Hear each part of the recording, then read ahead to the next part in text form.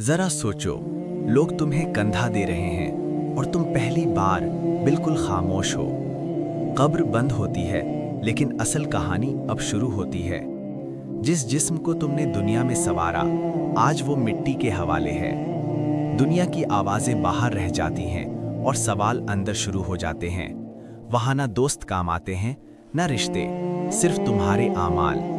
जो सजदा दुनिया में बोझ लगता था, वही कब्र में रोशनी बनता है।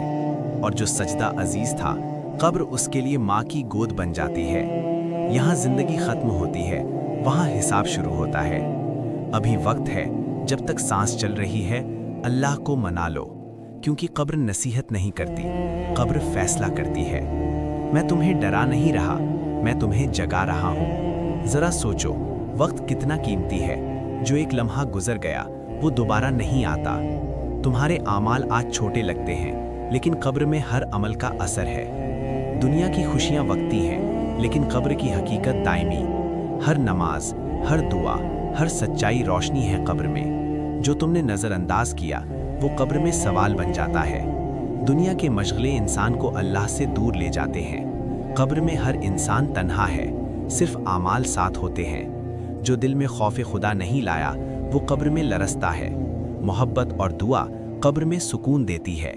हर सांस मौका है, हर लम्हा कीमती है। अल्लाह की याद से ही दिल को सुकून मिलता है। कब्र की तन्हाई में आमाल ही साथ रहते हैं। अभी तौबा और इस्लाह का वक्त है। अगर अभी ना सुना तो फुर्सत खत्म हो सकती है। ये वीडियो अच्छी लगी हो तो चैनल को फॉलो करें और वीडियो को लाइक करें।